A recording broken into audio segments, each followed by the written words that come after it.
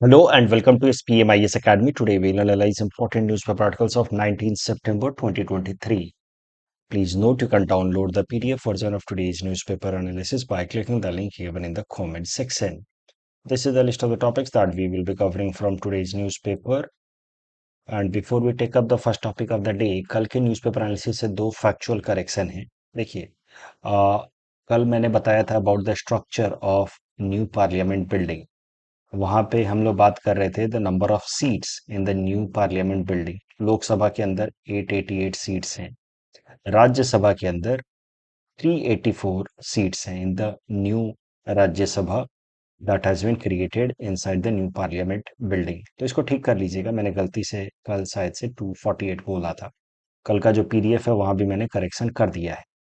Second is about Vishwakarma scheme, we talked about it yesterday.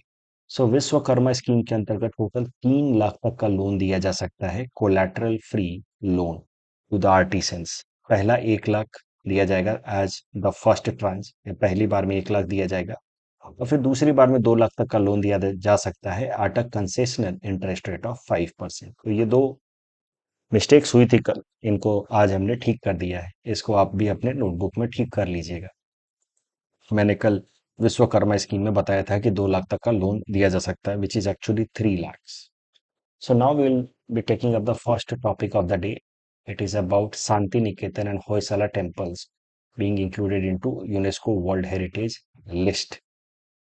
सो दो news को एक साथ हम लोग रिलेट करके देख रहे हैं। This topic is important from our syllabus GS paper 1 culture point of view. तो यूनेस्को वर्ल्ड हेरिटेज लिस्ट को समझने से पहले ब्रीफली समझ लेते हैं इस ऑर्गेनाइजेशन के बारे में, यूनेस्को के बारे में। UNESCO is one of the specialised agencies of United Nation. तो specialised agencies of United Nation है, तो इसके पहले जरा ब्रीफली समझ लेते हैं कि यूनाइटेड नेशन क्या है। United Nation, I just hope you all must be knowing, it is an international organisation created after world war two in order to ensure international peace and security. United Nation के 6 principal organs है, यानी कि 6 bodies मिला करके बनाती हैं United Nations. उसमें से सबसे इंपॉर्टेंट बॉडी है जनरल असेंबली, फिर है यूनाइटेड नेशन सिक्योरिटी काउंसिल, इसके बारे में आप पढ़ते रहते हैं। इसमें 5 कंट्रीज को परमानेंट मेंबरशिप है। Then secretariat, international court of justice, economic and social council and trusteeship council. अब trusteeship council is no longer functional because its main responsibility was to ensure democratic transition for few countries, जो अब हो चुका है। तो I think 1994 से it is suspended. बात की जाए अगर इस ऑर्गेनाइजेशन की, इकोनॉमिक एंड सोशल काउंसिल की, which is one of the principal organ of United Nations. तो economic and social council of United Nation keeps a close coordination with several international organizations in order to get different jobs of United Nations fulfilled। और ये जो अलग अलग organisations हैं जिनके साथ इकोसॉक, economic and social council, contact रखता है ताकि अलग अलग यूनाइटेड नेशंस के ऑब्जेक्टिव्स को फुलफिल कराया जा सके, इन ऑर्गेनाइजेशंस को कहा जाता है यूनाइटेड नेशंस की specialised agencies. These specialised agencies are not directly organ of United Nations, but they have some agreement with ECOSOC, which is one of the principal organ of United Nations, in order to discharge certain functions of United Nations. So indirectly, they are associated with United Nations, specialized agencies of United Nations. So specialized agencies are legally independent organizations working with United Nations on negotiated terms. In specialized agencies में से एक agency है UNESCO, United Nations economic and educational, scientific, and cultural organization, which is one of the several specialized agencies of United Nations. UNESCO, जैसा कि मैंने आपको बताया, specialise agency United nation की, इसका हेडक्वार्टर है in Paris, world heritage centre. It was founded in 1945। और UNESCO का मेन काम क्या है, आप सुनते रहते होंगे अलग अलग ऑर्गेनाइजेशंस को यूनेस्को हेरिटेज साइट के अंतर्गत इंक्लूड किया गया है। तो ये वही ऑर्गेनाइजेशन है जो अलग अलग हेरिटेजेस जो हम इनहेरिट करते हैं अपने पिछले जनरेशन से, तो धरोहर जिनको कहते हैं हिंदी में, what we have got from our past generation, which is of human significance as far as its cultural value or natural value is concerned, these heritages must be protected given their significance. तो इनको कहा जाता है धरोहर। इन heritages को protect करने की जिम्मेदारी होती है यूनेस्को की, and UNESCO protect these organisations in coordination with United Nations, and that is how UNESCO acts as specialized agency of United Nations। तो हेरिटेजेस अलग अलग तरह की कैटेगराइज की गई हैं। सबसे पहले तो हेरिटेजेस को यूनेस्को ने कैटेगराइज किया है टैंजिबल, मतलब जिनको हम फील कर सकते हैं, टच कर सकते हैं, इंटैंजिबल। टैंजिबल के अंदर आते हैं नेचुरल हेरिटेज जैसे कि काजीरंगा, कल्चरल हेरिटेजेस हैं जो ऐसे मॉन्यूमेंट्स वगैरह होते हैं, and then mixed heritage which has significance of both. तो इंडिया के अंदर एक ही मिक्स्ड हेरिटेज साइट है, Kanchenjunga national park, that we covered I think few days ago. उस पे एक मैंने प्रीलिम्स प्रैक्टिस क्वेश्चन भी दिया था। Intangible heritages like rituals, festivals and arts and all, performing arts, ETC, music and all, these are part of intangible heritages protected by UNESCO। Now we will come to the current news। तो देखिए, UNESCO जो है अलग अलग तरह के cultural heritages को identify करता है कि now this is under UNESCO Cultural Heritage List। So once a monument is included under UNESCO's Cultural Heritage List, it is given due importance by the government of that particular country to which it belongs for its protection for a longer period of time। तो अभी UNESCO ने हाल फिलहाल में शांति निकेतन को include कर लिया है as it's UNESCO's cultural heritage list में। तो Santiniketan, it was established by Nobel laureate Rabindranath Tagore ji, और Santiniketan is in West Bengal. इसको 1921 में एस्टैब्लिश किया गया था। बाद में आज़ादी के बाद 1951 में भारत सरकार ने यहाँ पे एक सेंट्रल यूनिवर्सिटी एस्टैब्लिश करा दिया। Santiniketan would be considered as UNESCO's first living heritage. Living heritage क्यों कहा जा रहा है इसको? क्योंकि living, it is still functioning, it is functioning as a university, Santiniketan. So it has got distinction of first, world's first living heritage university, because बाकी इस तरह के जो भी हेरिटेज यूनिवर्सिटीज हैं वो क्लोज डाउन हो चुके हैं, उनको बस प्रोटेक्ट करके रखा जा रहा है। This is world's first living heritage university, मतलब फंक्शनल यूनिवर्सिटी। शांति निकेतन से रिलेटेड दो बातें आपको याद रखनी है। पौष मेला एंड बसंत उत्सव are conducted at Santiniketan, in which artisans from different parts of the country are gathered। दूसरा इसी से रिलेटेड न्यूज है, होयसालास के 3 टेम्पल्स को एक साथ इंक्लूड करके कहा गया है sacred ensembles of Hoysalas। They have also been now included in UNESCO's World Heritage Site as 42nd entry from India as UNESCO's Cultural Heritage Site। ये जो 3 टेम्पल हैं together that are called as sacred ensembles of Hoysala, they are Chennakeshava temple at Belur in Hassan district, Hoysalvesar temple on the banks of Dwar Samudra tank in Hassan district, and Kesav temple at the center of Somnathpura village in Mysore district। तो ये 3 ये temple हैं, चन्ना Keshav, Hoysaleswara and Keshav temple. तो इनके बारे में कुछ कुछ बातें लिखी गई हैं। You see the sacred ensembles of Hoysalas have been built over star shaped platforms. इस तरीके के स्टार शेप प्लेटफॉर्म्स पे इनको कंस्ट्रक्ट किया गया है। आर्किटेक्चरल स्टाइल्स में आप देखोगे काफी इंट्रिकेट कार्विंग्स की गई हैं, and created by of course Hoysala dynasty which ruled from 11th to 14th century। चन्ना केशव टेम्पल को आप देख सकते हैं, as I told you about this, intricate artisan या क्राफ्टमैनशिप आपको देखने को मिल सकता है। इंपॉर्टेंट है कि these temples have Vesara style. Vesara style, I just hope कि आपको बेसिक आर्ट एंड कल्चर में पढ़ाया गया होगा। नगरा और द्रविडियन स्टाइल, यानी कि नॉर्थ और साउथ इंडिया के आर्किटेक्चरल स्टाइल का ये हाइब्रिड होता है वेसरा स्टाइल। ये टेम्पल जो है दे डिपिक्ट वेसरा स्टाइल। यही सारी बातें यहाँ लिख करके दी हैं यूनेस्को वर्ल्ड हेरिटेज लिस्ट। तो यूनेस्को के बारे में बता दिया, specialised agency of United Nation. It identified heritages tangible and intangible। current news is about Santiniketan and ensembles of Hoysalas. 3 हैं, Chennakeshwara, Hoysaleswara and Keshava temple. They have Vesara style of architecture. इस topic के basis पे प्रीलिम्स प्रैक्टिस क्वेश्चन हमने आपको दे रखा है। Please attempt this question and you can submit the answer in the comment section. The next article is about Women Reservation Bill. This topic is important from our syllabus GS paper 2 Indian polity point of view. तो देखिए, women को parliament के अंदर और state legislative assemblies के अंदर 33% reservation दिया जाए, इससे रिलेटेड एक बिल लाया गया है in the currently ongoing special session of the parliament. लेकिन इस तरीके का बिल पहले भी कई दफा लाया जा चुका है। पहली बार इस तरह का बिल लाया गया था 1996 में by the then HD Dev Gowda government. But then, before the bill could get passed, the government lost its majority on the floor of Lok Sabha and it had to resign. फिर उसके बाद कई सारी सरकारें, अटल बिहारी वाजपेयी की सरकार, फिर UPA में इस तरह के बिल को प्रपोज किया गया, but for one or the other reason such bill could never get pass. उम्मीद है कि इस बार ये बिल पास हो जाएगा and 33% reservation for women in parliament and legislative assemblies will be guaranteed. But ये इतना जल्दी होगा नहीं, सरकार ने भी माना है कि इसमें कई सारे टेक्निकलिटीज हैं। So implementation will at best happen by the next Lok Sabha election, that is by 2029, क्योंकि इसके लिए डीलिमिटेशन कमीशन का गठित होना जरूरी है। Delimitation commission will be constituted इन 2026।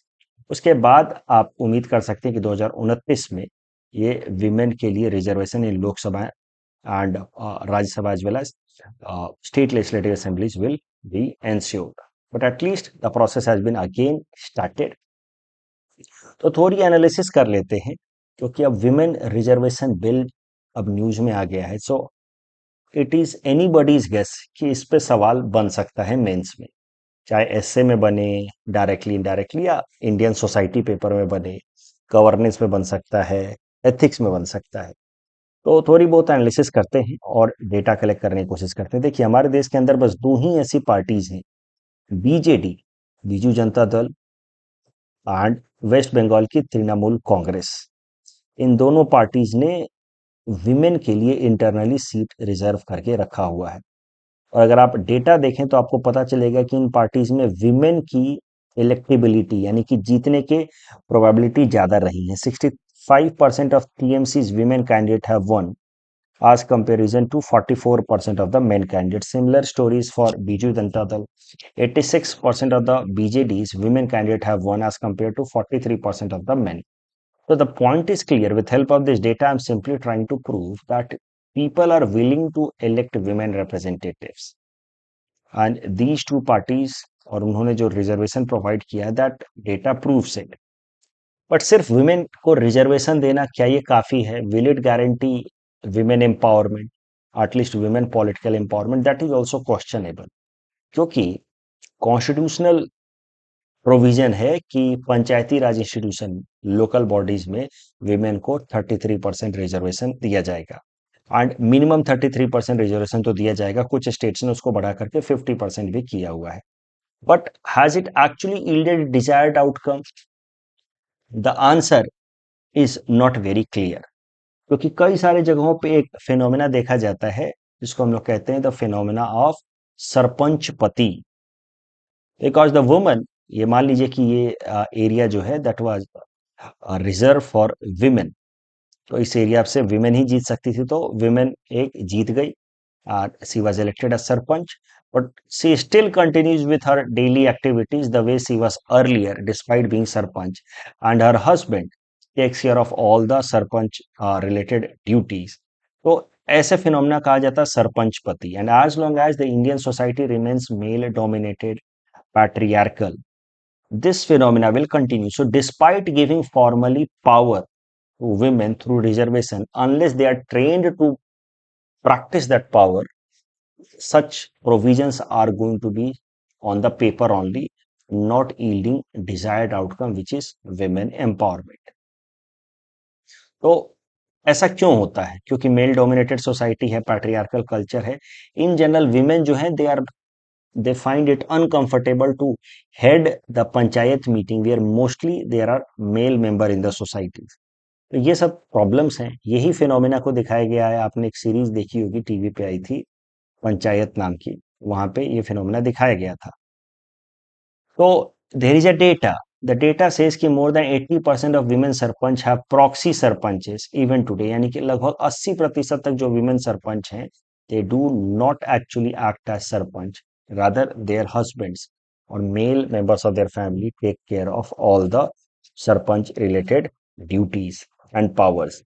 तो इसी कारण से दिस इज फर्स्ट क्वेश्चन कि क्या सिर्फ रिजर्वेशन देने से विमेन एम्पावरमेंट हो जाएगा? आपने रिजर्वेशन दिया तो उनके जीतने के चांसेस बढ़ गए, ये टीएमसी एंड बीजेडी का डेटा बताता है, लेकिन रिजर्वेशन से क्या विमेन का पॉलिटिकल एम्पावरमेंट होगा? That is a questionable thing. ठीक है, इस सिचुएशन को बदलने के लिए विमेन का एडमिनिस्ट्रेटिव लेवल पे डिस्ट्रिक्ट में ट्रेनिंग कराया जा रहा है। नेशनल कमीशन फॉर विमेन ने एक प्रोग्राम शुरू किया है, she is a change maker campaign, जिसमें विमेन को ट्रेनिंग दी जा रही है कि अगर आप किसी भी पॉलिटिकल पोजीशन को होल्ड करती हैं तो आप उस पावर को प्रैक्टिस करें, क्योंकि पावर होना और पावर को प्रैक्टिस करना दो अलग बातें होती हैं। तो ये कैंपेन याद रखिएगा, she is a change maker campaign, this has been started by National Commission of Women for giving more power to the women, so that I'm so sorry, it's not about giving more power to the women, but training women how to use their power as elected representative in local body. तो she is a change maker campaign याद रखिएगा। District administration में भी training शुरू करा दी गई है women की। इनफैक्ट डिस्ट्रिक्ट एडमिनिस्ट्रेशन ने ये भी नए नियम बना दिए हैं कि पंचायत की मीटिंग में विमेन में के जो भी सरपंच हैं, विमेन सरपंच, उनके मेल फैमिली मेंबर्स पंचायत की मीटिंग में पार्टिसिपेट भी नहीं कर सकते, स्पेशली हर हस्बैंड।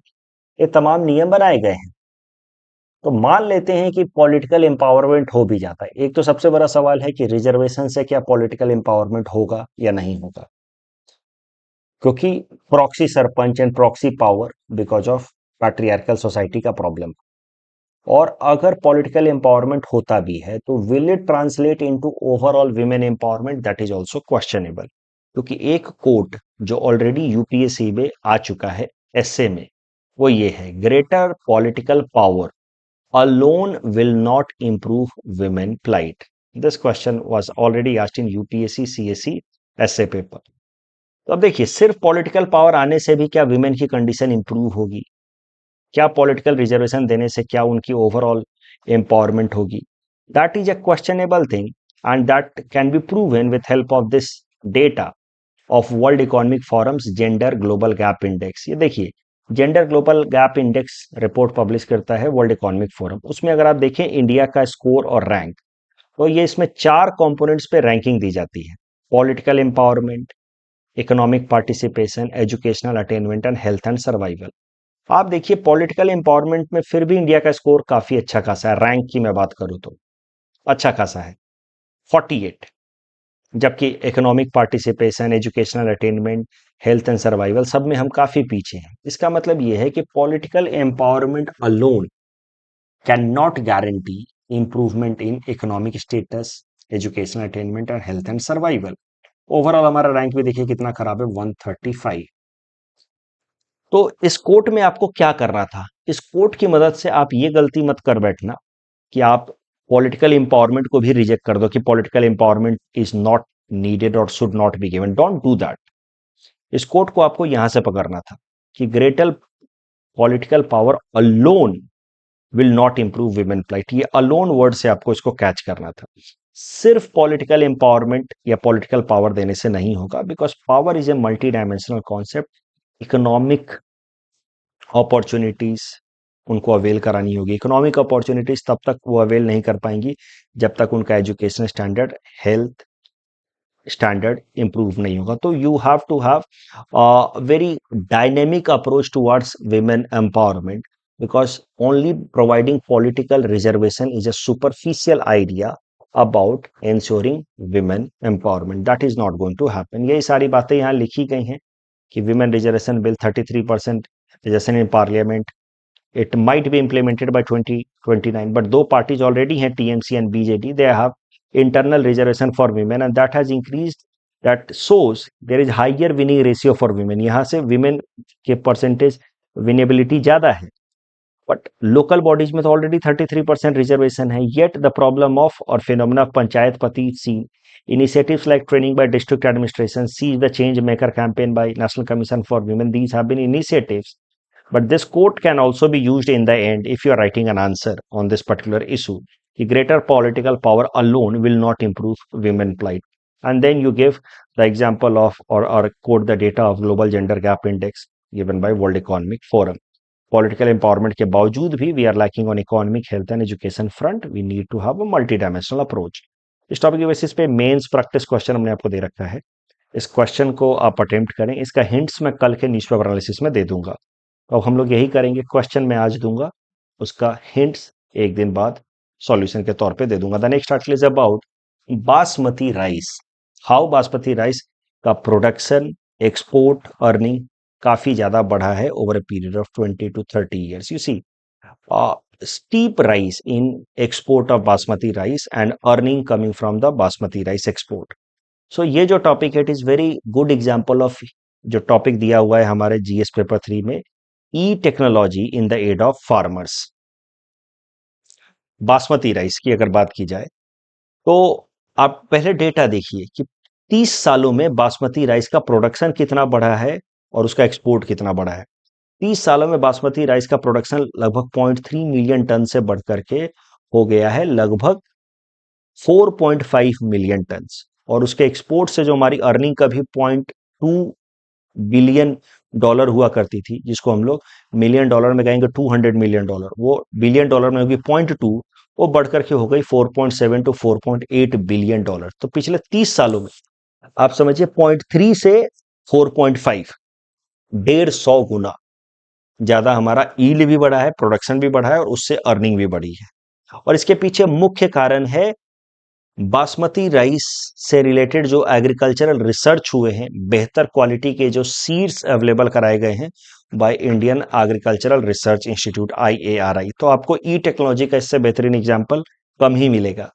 IARI के अलग अलग जो रिसर्च किए गए हैं बासमती राइस पे, देखिए बासमती राइस के लिए जो सबसे ज्यादा जिस सीड का इस्तेमाल किया जाता था हमारे देश के अंदर, वो था local Karnal seed. Local Karnal seed की समस्या क्या थी कि इससे होने वाले जो बासमती क्रॉप्स थे उनकी हाइट काफी ज्यादा हुआ करती थी, and these basmati crops having high height because of winds, ये लोग इस तरीके से कोलैप्स कर जाते थे। इसको कहा जाता है lodging. Lodging is a situation where the plants get broken along their stem or along their roots because of wind stress। तो लॉजिंग का प्रॉब्लम काफी ज्यादा था amongst the Karnal local basmati crop. अभी इसके पीछे उसकी कारण थी उसकी ज्यादा हाइट। तो फिर इंडियन एग्रीकल्चर रिसर्च इंस्टीट्यूट ने एक हाइब्रिड बासमती क्रॉप डेवलप किया, पूसा बासमती 1, 1989 में। इसमें इन्होंने क्या किया, करनाल लोकल को ब्रीड कराया पूसा 150 राइस से। Pusa 150 rice was non basmati rice, दोनों का हाइब्रिड कराया। It was a successful experiment. इसको कहा जा सकता है first green revolution in basmati production. जैसे बासमती प्रोडक्शन काफी ज्यादा बढ़ा, बासमती का एक्सपोर्ट भी काफी ज्यादा बढ़ा। तो ये जो क्रॉप आया दैट वाज पूसा बासमती 1। पूसा बासमती की हाइट थोड़ी सी कम थी आज compare to local Karnal, 100 to 105 centimetre, और इसमें लॉजिंग इस कारण से नहीं हो के बराबर होती थी, और इसका ईल्ड भी काफी सारा बढ़ गया। फिर हमने इससे भी बेहतर लाए पूसा बासमती 1121। तो पूसा बासमती 1121 जो था वो क्वालिटी में और भी बेहतर था as compare to Pusa basmati 1। ये आया 2003 में। तो इसके अंदर कैसा है कि पूसा बासमती 1 की तुलना में मैच्योरिटी थोड़ी ज्यादा थी, लेकिन इसका क्वालिटी बेहतर था क्योंकि इसके दाने जो थे और लंबे थे as compare to Pusa basmati 1। तो इस कारण से एक्सपोर्ट और ज्यादा बढ़ा। फिर आया 2013 में Pusa basmati 1509। It is even more better as compare to, और even better as compare to Pusa basmati 1121। तो बस थोड़ा सा नाम याद रख लो। मुद्दा यह है कि इंडियन एग्रीकल्चर रिसर्च इंस्टीट्यूट ने टाइम टू टाइम बेहतर क्वालिटी के पूसा बासमती राइस इंट्रोड्यूस कराए। जो पहला पूसा बासमती था that was outcome of hybrid between local Karnal and non basmati line, that is Pusa rice. Over a period of time Pusa basmati 1 के बाद Pusa basmati 1509, and then Pusa basmati 1121, and then Pusa basmati 1509। आज के डेट में India is world leader in basmati export. पूरे दुनिया भर में जो बासमती एक्सपोर्ट होता है, 65% alone comes from India. A little bit competition that is faced by India comes from Pakistan which is 35% exporter of basmati rice. लेकिन बासमती राइस ग्रोअर्स के लिए हमारे देश में जो फार्मर्स हैं उनके लिए कुछ प्रॉब्लम्स हैं। एक प्रॉब्लम है कि basmati rice is not included under MSP. MSP में देखिए बेसिकली राइस को या किसी भी ग्रेन को प्रोक्योर करके सरकार गरीबों को अवेलेबल कराती है अलग अलग स्कीम्स में, जैसे national food security act and all, mid day meal scheme and all. अब उसमें बासमती राइस तो देगी नहीं, तो उसमें नॉर्मल राइस ही देती है, तो बासमती राइस पे एमएसपी अवेलेबल नहीं है। पहला तो प्रॉब्लम ये है। दूसरा, डोमेस्टिक मार्केट में बहुत ज़्यादा डिमांड है नहीं बासमती राइस का। So mostly the demand for basmati rice comes from international market, और इंटरनेशनल मार्केट में कभी भी थोड़ा बहुत फ्लक्चुएशन हो जाता है तो that has direct impact on the earning of our farmers who produce basmati rice. तीसरा, थोड़ा बहुत कंपटीशन अब ज़्यादा देखने को मिल रहा है by basmati rice exporters from Pakistan. कुछ दिनों पहले इंडिया ने डिमांड रखी थी कि यूरोपियन यूनियन इंडिया के बासमती राइस को अलग से टैग दे, जीआई टैग दे, ट्रेडमार्क दे, लेकिन पाकिस्तान ने उसको लेकर के ऑब्जेक्शन खड़ा किया था। तो पॉइंट इज कि some competition we are facing from Pakistan in international market. Otherwise overall आप देखिए हमारा लगभग 150 गुना एक्सपोर्ट बढ़ा है, एक्सपोर्ट अर्निंग बढ़ा in last 30 year, which is quite high. So it can be considered as a revolution in basmati production. First revolution 1989, Pusa Basmati 1, second in 2003, Pusa Basmati 1121, and third in 2013, Pusa Basmati 1509. इस topic के basis पे prelims practice question हमने आपको दे रखा है। Please attempt this question and you can submit the answer in the comment section. The next article is about PM1E scheme. This topic is important from our syllabus GS paper 3 Indian economy infrastructure point of view. देखिए, PM1E scheme को अगर आपको समझना है कि यह है क्या, आपको याद करना होगा कि पहले कैसे पीसीओ बूथ हुआ करते थे, public call offices. Local PCO booth में जाकर के हम लोग कॉल करते थे अगर कहीं कॉल करना होता था तो, क्योंकि सबके हाथ पे तो मोबाइल फोन होता नहीं था। वैसे ही अब सरकार डेवलप कर रही है PM1E स्कीम के अंतर्गत पीडीओस, पब्लिक डेटा ऑफिस। ये पब्लिक डेटा ऑफिस कैसा रहेगा, वहां पे आप जाकर के थोड़े बहुत इंटरनेट सर्विसेज ले सकते हैं, वाईफाई अवेलेबल रहेगा, आप कुछ बेसिक चार्ज पे करके वाईफाई इस्तेमाल कर सकते हैं एट पीडीओस, पब्लिक डेटा ऑफिस। ये पीडीओस कैफेज में, चाय शॉप पे लगाए जाएंगे, और ये पीडीओ को इंस्टॉल कराने की जिम्मेदारी होगी public data office aggregator, PDOA, which will be created by government. तो पीडीओए जो है वो PM1E स्कीम के अंतर्गत ये सरकार द्वारा लगाए जाएंगे। तो मान लीजिए कि गुवाहाटी में 1 या 2 पीडीओए होगा, और ये पीडीओए की जिम्मेदारी होगी अंडर PM1E स्कीम के अलग अलग जगहों पे पीडीओस, यानी कि पब्लिक डेटा ऑफिसेस क्रिएट कराएं, जहां से हम लोग जाकर के कुछ बेसिक चार्जेस पे करके और इंटरनेट सर्विसेज अवेल कर पाए। इससे कैसा होगा कि डिजिटल ये जो इंटरनेट की पेनिट्रेशन है दैट विल इंक्रीज। हमारे देश में अभी भी internet penetration is not that high. इससे गुड गवर्नेंस में भी फैसिलिटी मिलेगी, क्योंकि जो भी सरकार की स्कीम्स ऑनलाइन तरीके से इंप्लीमेंट हो रही हैं, तमाम इंफॉर्मेशन जो ऑनलाइन तरीके से इंप्लीमेंट हो रही हैं, उसको इम्प्लीमेंट करने में सरकार को आज़ादी मिलेगी। At least now government can implement those schemes without worrying कि how poor people will have accessibility to such internet facilities. तो ये है PM1E स्कीम। PM1E स्कीम को आप कह सकते हैं कि बेसिक लेवल पे, पायलट प्रोजेक्ट लेवल पे इंप्लीमेंट किया गया था 2017 में, छोटे छोटे जगहों पे इंप्लीमेंट किया गया था 2017 में, कम जगहों पे। 2020 से इसको फुल्ली लॉन्च कर दिया गया है। अनफॉर्चुनेटली खाली मुझे पेपर पे ही दिखता है। I have till not seen any PDO. आपने कभी देखा हो तो बताइए। बट PM1E स्कीम लगभग 2-2.5 सालों से चल रहा है, but till day I have not seen any PDO, and to be very honest पता नहीं इसकी कितनी ज़रूरत है। रूरल एरियाज़ में शायद से होगा, तो जिन लोग भी थोड़ा रूरल एरियाज़ में रहते हैं उन्होंने कभी इस तरह का पीडीओ देखा है कि under PM1E scheme, they can let us know. यही सारी बातें यहाँ लिखी हैं। Public wifi service like PCO booth and all, data aggregator होगा that will created by government, वो पीडीए पब्लिक डेटा ऑफिस बनाएंगे, जहाँ से we people will get wifi services by paying some basic charges. It will help us in addressing the problem of lack of internet penetration. ये prelims practice question हमने आपको इस topic के basis पे दे रखा है। कल जो प्रैक्टिस क्वेश्चन दिया था हमने, उसका आंसर देख लेते हैं। both statements are correct, and here first statement, all the three statements are correct.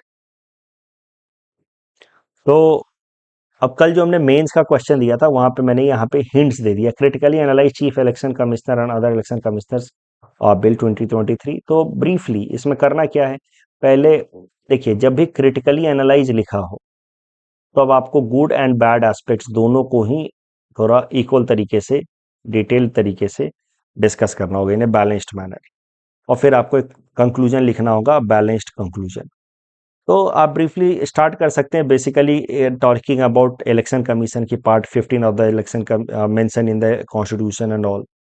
धीरे धीरे सारी बातें बताइए कि क्या कहा सुप्रीम कोर्ट ने फ्री एंड फेयर इलेक्शन होने के लिए, and then write about the key provisions of the current bill. इसके पॉजिटिव्स लिखिए जो हमने कल डिस्कस किए, नेगेटिव्स लिखिए, और कंक्लूजन कुछ ऐसा लिख दीजिए कि the bill needs to be thoroughly examined by the Parliament, free and fair election is foundation for democracy. तो ये सब कुछ बेसिक आइडियाज हैं जिसके बेसिस पे आप अपना आंसर स्ट्रक्चर कर सकते हैं। सिमिलरली इको सेंसिटिव जोन के लिए जो क्वेश्चन था आपको, उसके लिए यहाँ पे मैंने हिंट्स दे रखा है। आई जस्ट होप कि बिना एक्सप्लेन किए भी हिंट्स को आपको चीजें समझ आ रही होंगी। If yes, then tomorrow onwards, I won't be discussing the hints in detail. I will simply give it. That's all from my side for today. Thanks for watching.